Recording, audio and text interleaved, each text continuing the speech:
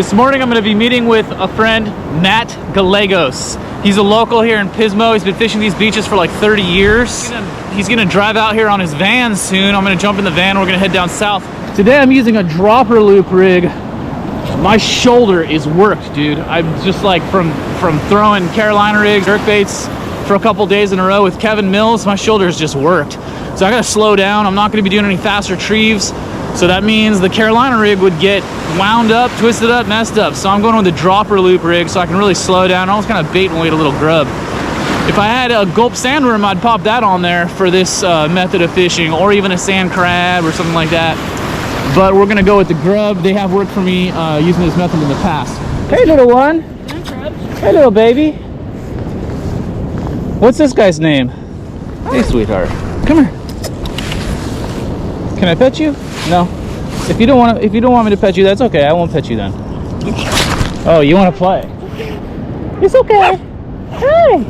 Hi. Yeah, you can smell me. That's okay, buddy. You're all right, buddy. Have fun. Matt just called me, and he said that he is heading on down the beach to pick me up right now. He was down at Pole 5, so he's going to come pick me up, and then we'll probably head south and fish down south. And if things don't go well down there, then we'll turn around and maybe try these northern pockets to see if they produce. Here we are. Matt has arrived. Hey, what's up, man? Morning, sir. How you doing, buddy? Doing good. Hey, man, you know life is good when you're fishing on a Tuesday. Are you comfortable? Slow right now. A little bit slow, but you got a couple. Are you comfortable on cam? Okay, cool. I don't want to like put you on. I think so. I don't want to. Well, just let me know. Unless it's that court cam TV. No, it's not. No, this will not. This evidence will not be used against you. Yeah, so right. The wave energy today is between 330 and 500. Kind of perfect for fishing because it's enough to churn things up, but it's still really comfortable. You're not getting knocked over. So we are seeing some nice structure that has developed after those big waves that we had in December. And so there's a hole here, there's a hole there, you know, there's cuts here, cuts there. And it's nice to see that because honestly, in November and December, prior to that big swell, the beach was looking kind of homogeneous and just like, I didn't see any distinct holes. Boy, that is a hole if I've ever seen one. There's a commercial fisherman working it. He's in a good spot for sure. Wow, see, there's stuff going on now. And just a couple months ago, it was just walled off with a big wave off in the distance, and then it just looked the same everywhere. So I'm pretty stoked about the structure. I'm excited to fish it all spring. There's some stripers out there right now, and there's going to be more and more of them as spring approaches. Like by March, April, May, June, I expect this beach is going to just be getting raided by stripers, and we'll be getting them on jerkbaits. So Matt is not a member of our Facebook group, California Surf Fishing CSF. However, he has been fishing these beaches for what, 30 years? About 30 years, yeah. 30 years. This is an experienced perch fisherman. Can you tell us a little bit about how did you get started in this game? Who got you started fishing, and like how old were you? Oh, my older brother's 5, 6 years old. We were fishing down Oceanside in the harbors. Oceanside? Fishing bonita, halibut, stuff like that by the bait tanks. Started on the boats, and then just made my way as a teenager to hole poking and perch fishing and halibut, rock, everything. Anything that has to do with being in the ocean. Wow. Yeah. Always loved it. So you have experience fishing for all kinds of species. A little bit. Down south as well. Yes, sir. At what year did you come up here and start fishing here at these beaches? I was 13 years old. I'm 52 now, so. Okay, 13. You've been fishing Pismo from 13. Mm-hmm. Okay, and do you have any tips that you would like to share with people? Enjoy it, whether you're catching or not. Enjoy life. Enjoy what you see. That's a great tip. It's so easy, especially for new beginners, to come out here and get discouraged, frustrated, and they're not enjoying it. Yeah, they're worried about catching instead of enjoying the fishing. the breath that's in your lungs and the gift that you got when you're checking this out. This is beautiful. Oh man, that's such a great tip. Thank you. Yes, sir. Yeah, you hear that, guys? Don't be discouraged. Don't get upset if you're not catching fish. Remember, you're on the beach. You got fresh air. You got sunshine. You're seeing wonderful things. You're seeing birds, things you've never seen before. You're picking up shells and rocks off the beach. Enjoy that. And if you catch a fish along the way, then it's all the better. Right? And then we've got, look at all the shells.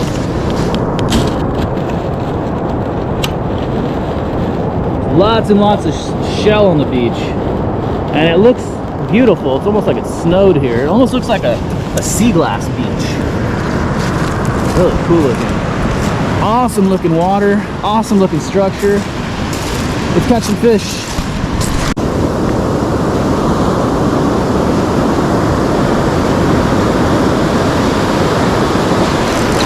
There's one. Yeah, baby. He picked it up. Woohoo! My rod is bent. Picked it up, my rod bent. Nice. So I yanked back, he's still on. I can feel him shaking his head. Feels like a pretty decent fish.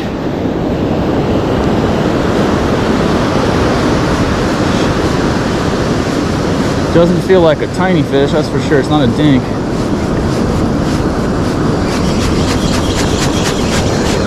Let's take a look. Oh, Matt is on. Let's go. He grabbed the motor oil on mine. Let's go take a look at Matt. Yeah, buddy. Go get him, Matt.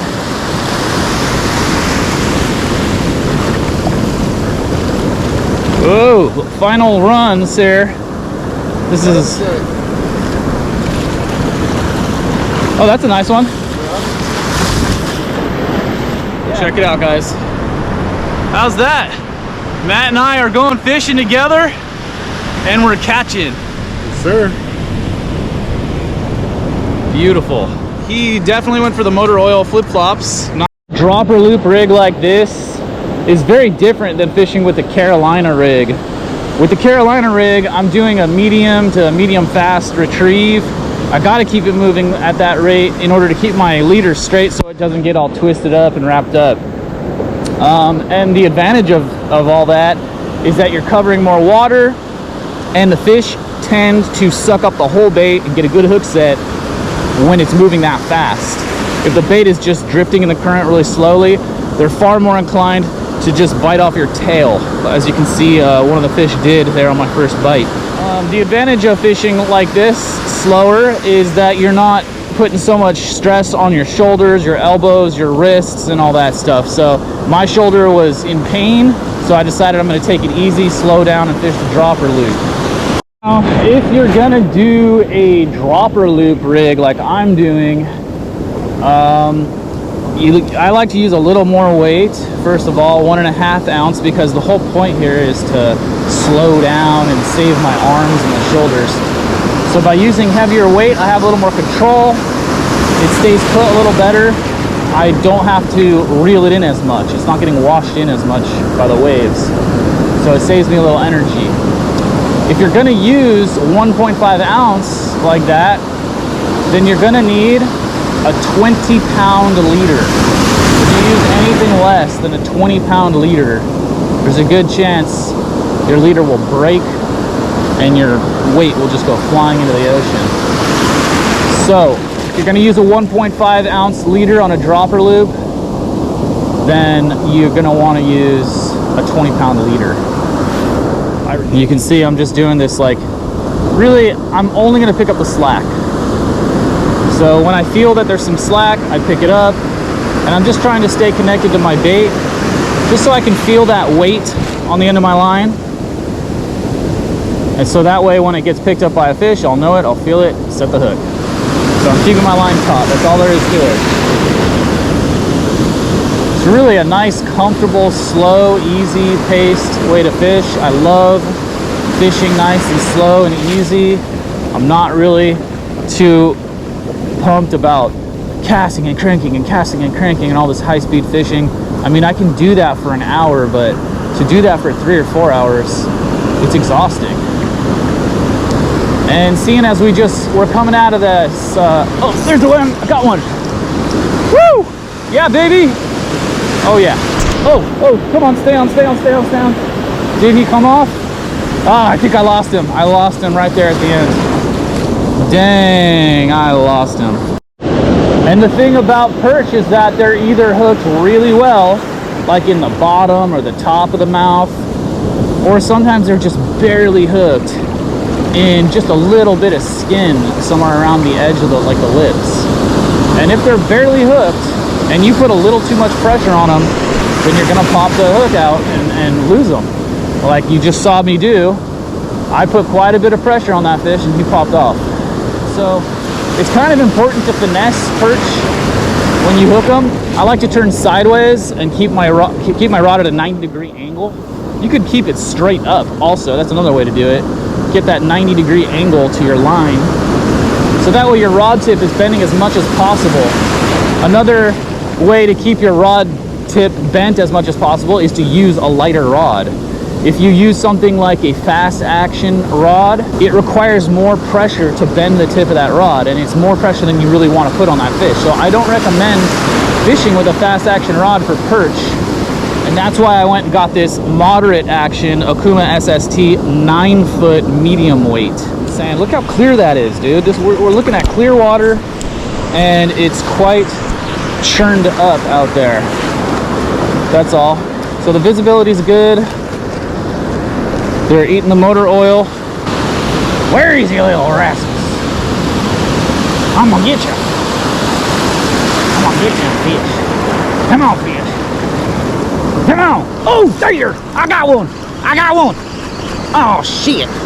Damn, fish came off the hook. Off the tail. You see, if it's moving fast enough, they've just got to suck up the whole thing. They're like, I got to get this thing in my mouth before it gets away. But when you're moving it this slowly, perch have incredible accuracy. They can pick the eggs off the back of a sand crab. So when you're fishing this slow, they'll just grab the tail and tear the tail off. Just get a little nibble. They're kind of like piranha, and you'll even notice they have these tiny little teeth at the end of their mouth. The water quality today, it's like really nice and clear. It's churned up. You can see large grains of sand suspended. I wouldn't say suspended, but churned up and then sinking pretty quickly. That's what you want to see, guys. It's exactly what you want to see. The motor oil red flake is always the color to go with in nice clear water like that. If the visibility is low, then I like to go with that blurple color. Dark blurple with a silver flake. I think I pulled too hard on that last fish. Again. I'm forgetting that they get barely hooked when I'm doing this method. See, if I was fishing a Carolina rig, I would more consistently get those deep hook sets because of that fast retrieve. When your surf is pretty moderate today, I ain't worried about it at all. I'm not getting pushed around too much. And like I said, what we're looking at here is the surf forecast said between 330 and 500 from the AM to the afternoon. So, you know, just about 400, I guess you could say, is what we're looking at here. 400. Wave height is going to be at about 3 feet, and they're timed at about 13 seconds. So let's talk about this. The longer the period between the waves, let's say 20 seconds between the waves, the more energy that wave has inside of it. That's called a ground swell. First of all, it's thicker. It's a thicker wave with more water in it. It's a deeper wave, so it scrapes the bottom of the ocean, churns things up a little better. And because it's thicker, it carries more energy. There's more water coming washing up and off the beach. And when all that water washes up the beach, you've got 20 seconds that you're waiting for the next wave to come along while all this water is washing back out. So if you're getting sucked out, there's no waves that are coming to your rescue to help push you back up. You're just getting swept out and sucked out. So that's why those long period waves are a little more dangerous. They're a little more powerful, and they're just sucking you off the beach with no relief. Whereas when the waves are timed at, like, say 7 seconds, when the waves are timed really close together, it's called a wind swell. Those waves are not as deep. They're not necessarily scraping the bottom as much, you know, and they're also a little thinner. They're not quite as thick. They carry a little less energy, and you get the relief of another wave and another wave and another wave constantly bouncing you back, pushing you up onto the beach. So they don't really tend to suck you off the beach like a long period swell does.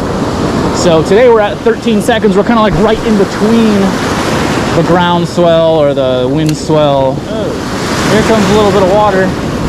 Back up. The good thing about getting hit with a lot of water, it makes it easy to back up, which is exactly where you want to be, backed up when all that water starts washing back off the beach. See? See all that water washing off the beach? That'll suck you right in there. If it's too much water, too deep, moving too fast, it'll sweep you off your feet and take you away. What's that? They're taking it deep. Something bit off. It's a nice one. Oh yeah, it's got like a wound on the top. Hey, I'm curious about your rig. I'd like to take a look and see how you do it. It looks like you got about a 3-foot leader, a number 2 with a flip-flops mini swim bait. Maybe, I'm not sure what color that is. And then, oh, you have an interesting banana weight. 1.5 ounce or 1 ounce? 1 ounce with clips and stuff. Cool. And it works. It works.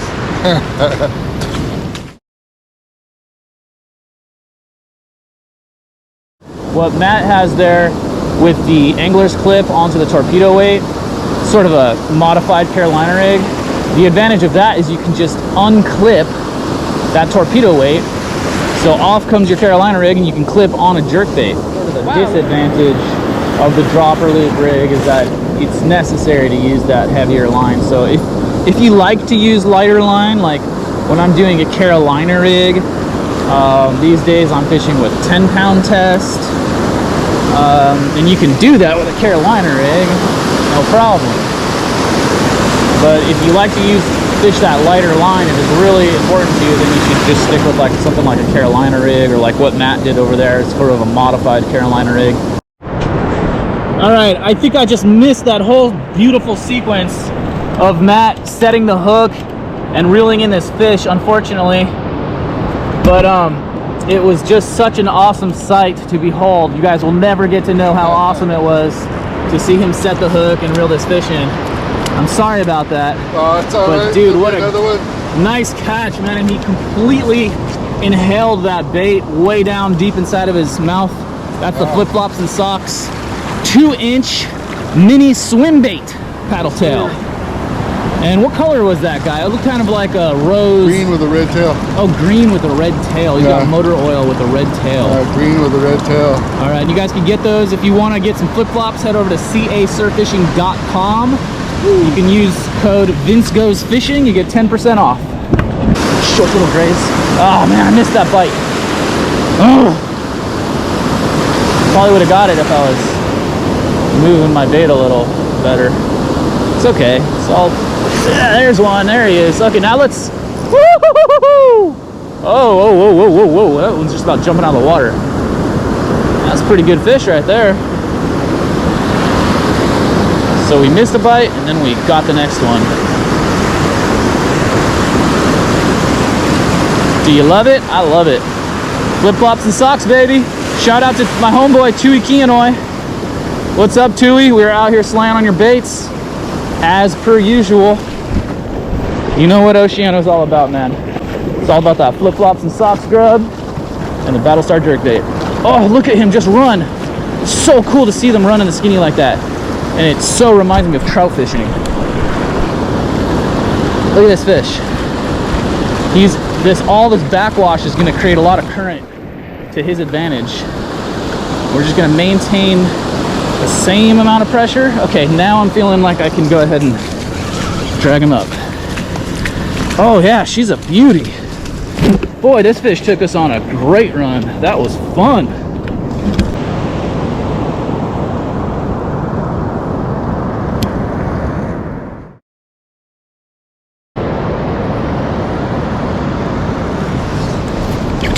Guys, like I said, these are the days of our lives. And I'm just really grateful to be here on a Tuesday,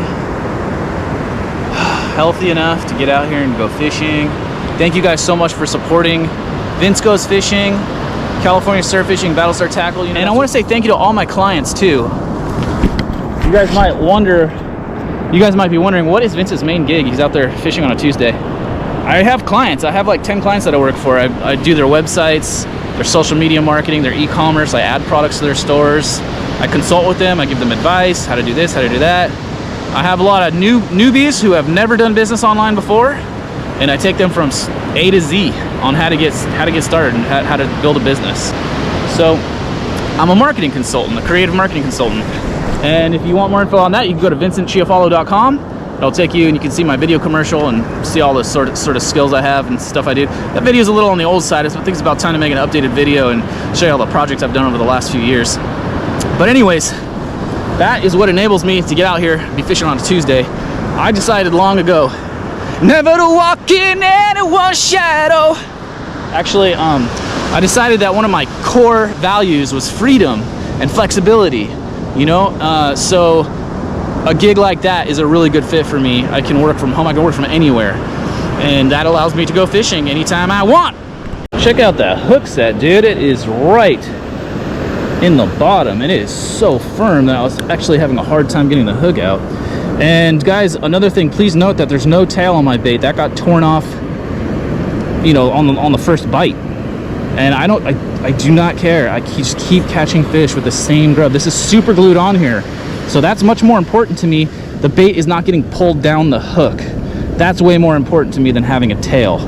And also on a dropper loop rig like this, you don't have to worry about it spiraling, spinning, or anything like that.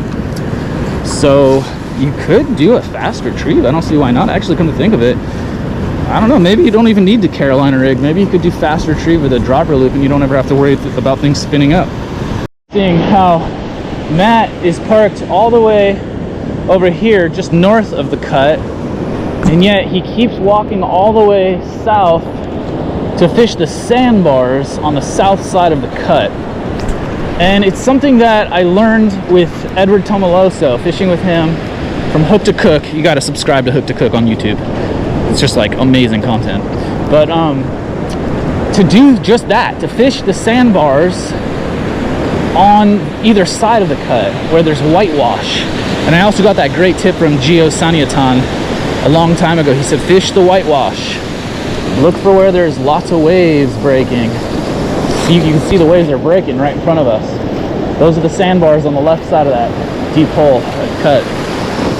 So it's quite interesting to see someone who's been at this game for 30 years doing exactly that.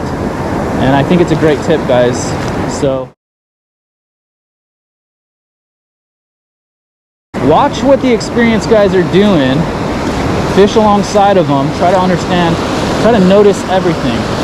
Just observe and just try to take it all in and figure out why they're doing what they're doing and why it works. Obviously, these waves, as they wash over the sandbars and crash on them, they're knocking things loose, turning things up, breaking up, getting sandworms, you know, those natural lugworms, and sand crabs if there are any of them. It's turning stuff up, giving them some food to eat.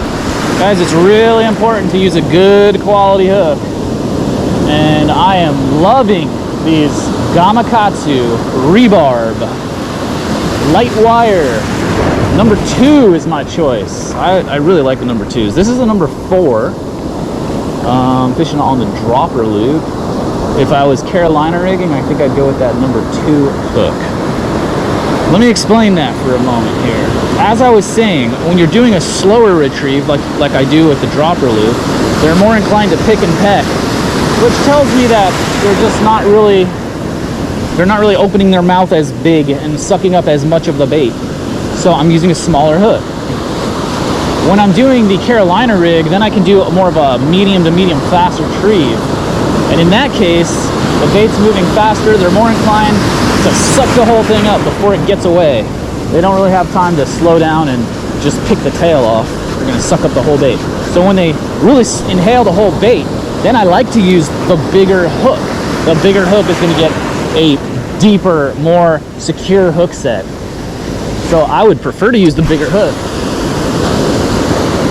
But my thinking on this is that if I'm retrieving really slowly and they're just going to be biting off my tail and pecking away at it, then I want to use a tiny little hook at the end of the bait, where the tail section is. So I kind of would prefer to remove the tail, cut it off, tear it off.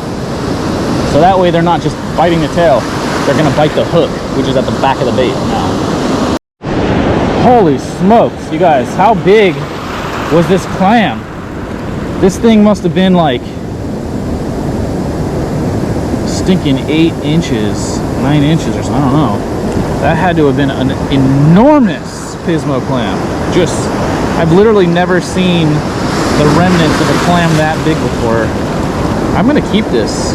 This is a relic shell right here, a piece of relic shell. You can take a certain amount of relic shell off the beach each day. There's a limit on it. Someone please comment and tell me, is this a razor clam shell? It looks different. And I didn't know that we had razor clams here in Oceano, Pismo area. Please let me know. I'm also curious to know what these are, what kind of clam that is. So if you can leave a comment and let us know, is this something that we could dig up and eat? I don't know, I wonder. I'm just curious to learn more about that. Hey guys, join us on Facebook. Our group is called California Surf Fishing CSF. We'll see you guys in there. Come ask your questions and share your fishing reports. We'll see you there. All right, so this is Matt Gallegos again. And Matt is studying to start his own HVAC company. So he'll be out there at your home servicing your heating, air conditioning, and ventilation. Sir, Infinite Heating Air. Infinite Heating and Air. That's the name of his company. So if you ever need service done, you can look up Infinite Heating and Air, and Matt can come take care of you. Yes, sir. Have you ever thought about this? When you look in the mirror, the left side of your face is on the left.